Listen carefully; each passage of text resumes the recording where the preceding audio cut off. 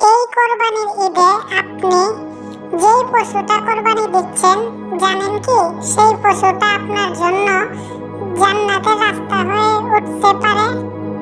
আবার হতে পারে এই কোরবানি আল্লাহর দরবারে কবুলই হলো না। কিন্তু কিভাবে বুঝবেন আপনার কোরবানি আল্লাহ কবুল করবেন কিনা? আজকের এই ভিডিওতে আমরা জানব জান্নাতি কোরবানির 3টি আলামত, যা নবীজি সাল্লাল্লাহু আলাইহি ওয়াসাল্লাম ও সাহাবায়ে কেরাম থেকে জানা যায়। চলুন ধীরে ধীরে এই চিহ্নগুলো জেনে নেই। নিয়ত, বিশুদ্ধতা। প্রথম চিহ্ন, শুধু আল্লাহর জন্য কোরবানি। যে কোরবানি কেবল আল্লাহর সন্তুষ্টির জন্য করা হয় সেটাই জান্নাতি কোরবানি। নিয়ত যদি হয় লোক দেখানো কিংবা আত্মীয় স্বজনকে দেখানোর জন্য, তাহলে এই কোরবানি কবুল হবে না।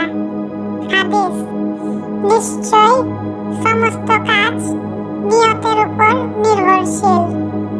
তাই কোরবানির আগে আপনাকে নিজেকে জিজ্ঞাসা করতে হবে, এই পশুটা আমি কেন কোরবানি করছি? আল্লাহকে খুশি করতে, নাকি মানুষের প্রশংসা পাওয়ার জন্য? তো ছোট একটি গল্প বলি। এক সাহাবী বলেছিলেন, আমি একটা ভেড়া কোরবানি করলাম কেবল এই জন্য যে আল্লাহ যেন আমার এই কাজের বদলে জান্নাতে একটি স্থায়ী জায়গা দেন। এই নিয়তটি তাকে জান্নাতি করে দিয়েছিল। হালাল রুজি ও পশুর হক। দ্বিতীয় চিহ্ন, হালাল আয় ও পশুর প্রতি ইনসাফ।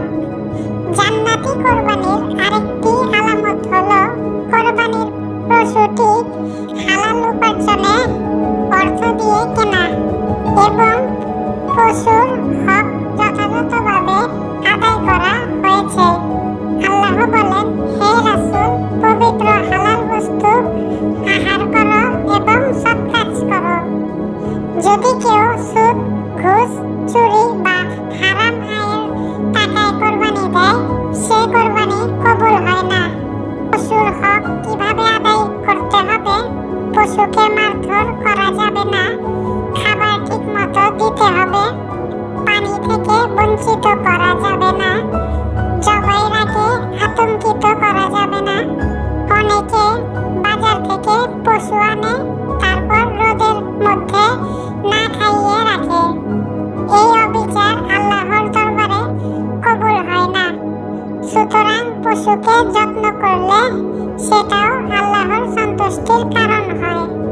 তাকওয়া ও আনুগত্য। তৃতীয় চিহ্ন, আল্লাহ ভিত্তিক ও আনুগত্যের প্রকাশ। আসল কোরবানি কি? রক্ত না, মাংস না, বরং আল্লাহর প্রতি আপনার ভক্তি ও ভয়। কোরআনে বলা হয়েছে, আল্লাহর কাছে তাদের গোশত কিংবা রক্ত পৌঁছায় না, বরং পৌঁছে আপনার তাকওয়া। তাকওয়া মানে কি?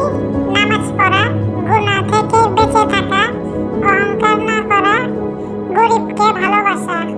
হযরত ইব্রাহিম আলাইহিস সালাম যখন নিজের ছেলেকে কোরবানি করতে রাজি হলেন, তা ছিল আল্লাহর প্রতি সবচেয়ে বড় আনুগত্য। আপনি যখন আপনার চাওয়া পাওয়া, টাকা, মনের খুশি সবকিছু আল্লাহর জন্য ছাড়েন, তখনই সেটাই হয় আসল কোরবানি। তাই আপনি যদি আল্লাহকে খুশি করার জন্য কোরবানি করেন, তবে আপনার তাকওয়া কোরবানিকে জান্নাতি বানিয়ে দেবে। বাস্তব জীবনে আপনার কোরবানির হিসাব মিলিয়ে নিন। এখন নিজেকে প্রশ্ন করুন, আমি কোরবানির আগে নিয়ত করছি কি আল্লাহর জন্য? পশুটাকে আমি হালাল টাকায় কিনেছি তো? পশুর যত্ন নিয়েছি তো? আল্লাহর ভয় আমার মধ্যে আছে তো? যদি উত্তর হয় হ্যাঁ, তাহলে আপনার কোরবানি জান্নাতি ইনশাআল্লাহ।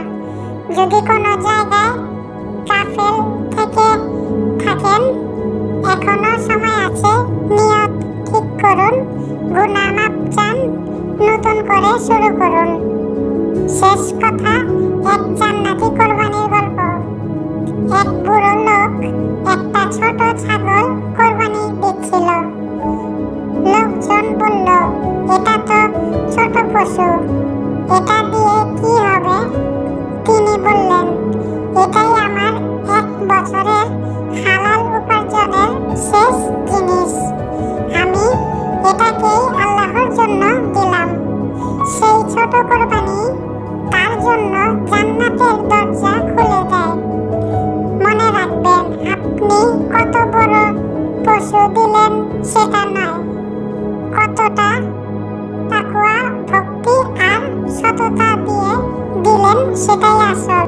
আপনি যদি চান আপনার কোরবানি কবুল হোক, তাহলে এই 3টা চিহ্ন সবসময় মনে রাখুন।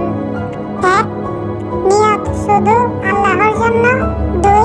হালাল রুজি ও পশুর হক। 3.